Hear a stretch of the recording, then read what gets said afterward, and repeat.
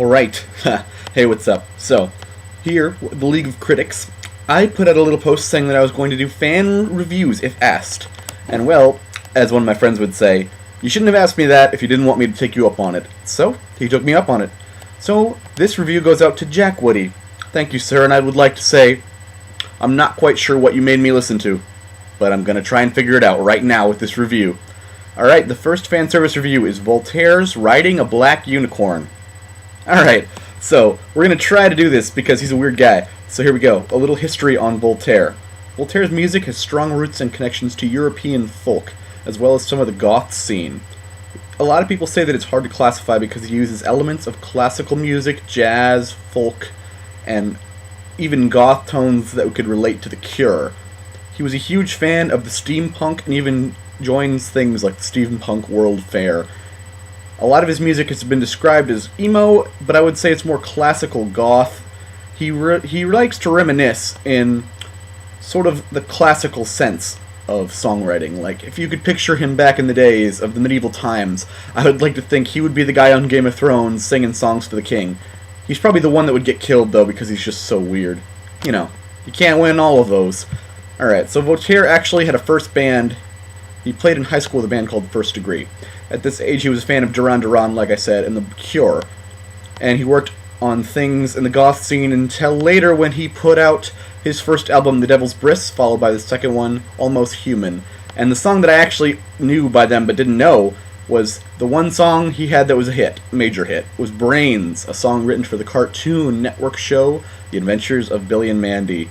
Yep, that's right. If you've seen this, it's like a giant brain that takes a giant singing number. It's like 5 minutes long. The episode is actually called Little Rock of Horrors. But it's pretty much a giant sing-along at the end. It's 5 minutes long. This brain convinces Billy to bring all the brains to him. It's pretty easy to recognize if you've seen the episode. Yeah, so let's dive right in.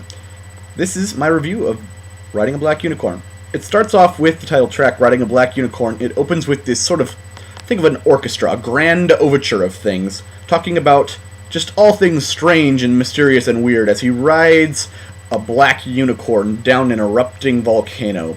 And, you know, he's trying to draw you in. That's what it is. It's like, I'm going to be as ridiculous as possible to open this grandly and big and make you want to listen. And it has the style of an opening scene in a musical or an opening, or, you know, the opening orchestra things are always big.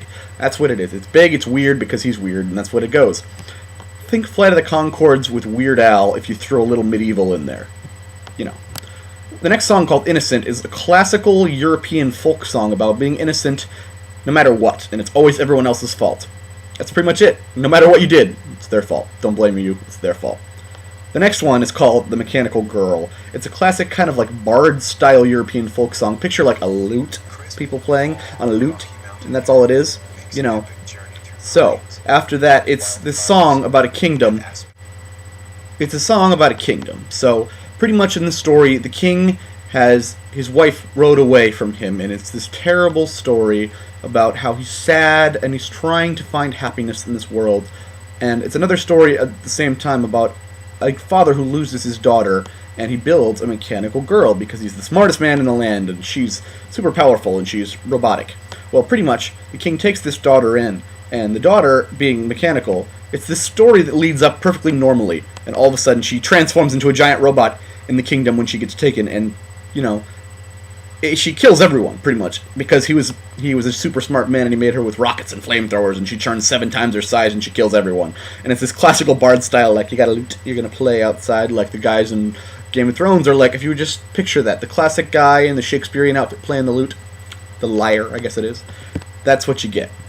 Yeah, the next one is called The Straight Razor Cabaret. It's Sweeney Todd, pretty much, in the style of fiddle folk European music. So picture Sweeney Todd in a opera sort of musical orchestra song. It's, I don't know, it could be a musical, but I picture it like an orchestra. I picture him up there with a baton in his hand in front of an orchestra singing in his weird way, you know? It's Sweeney Todd, you know? He talks about everyone has a smile, but the smile is the fact that they're, you know, the red smile. Your throat's cut. Everyone's dying. That's the thing about it. It's a cool song, it's funny, it's classy, it really is classy. It's classical, you know? It's classy about it, but at the same time it's murder. I don't know. The next one, Don't Go By the River, is a classic European folk song, like literally. This one is less fiddle involved. It's less, so more back to the lute kind of stuff. It's classic, and it's about a monster down by the river that murders people. If you take a girl down to the river, this monster will eat them. So you don't do that. After that, we get to The Dirtiest Song That Ain't. It's another one that sounds a lot like Flight of the Conchords, but he's just a similar style musician. It's a folk song about being able to, it's like a jazz song almost. It's a swing jazz mixed with folk, about being able to curse on the radio, and the whole story is about him doing terrible things to girls, and then the girl's boyfriend comes home and does terrible things to him, and it's without ever saying the word, so he just stops. He'll sing up to a phrase where you hear a cuss word in your mind, and then he doesn't say it. And that's pretty much it. It's a good song. The next one is my favorite. It's called The Cat House Tragedy. It's about a prostitute house, but it's like the half-off prostitute. Like, instead of going to IHOP, you went to the Waffle House of prostitutes. And they have everything. The kinkiest, worst fetishes you could ever hear of, and they go into detail about it in, not like a vulgar way, but like a, oh god, I didn't know that was an option kind of way. Like, there's one about a girl with one eye that you could use her eye socket for other things. Yeah, it's vulgar. It's clever, though. You gotta give him that. It's a very clever written song. Following that is this song, Oh Lord, Wake the Dead. It's a super awesome jazz thing. It's great, like this huge jazz orchestra about pretty much not believing in God because we do terrible things and God should just shake his finger at us and be like, why would you do that? But it's a crazy awesome orchestra background to it. The music is fantastic and the lyrics are awesome. And the closing number is like the sad closing melody, but it's not sad. I actually thought it was sad, and then I listened to it again. It's about when the circus comes to town. It's actually a folk orchestra number about a romance in a circus with weird, kinky, or circus sex, pretty much.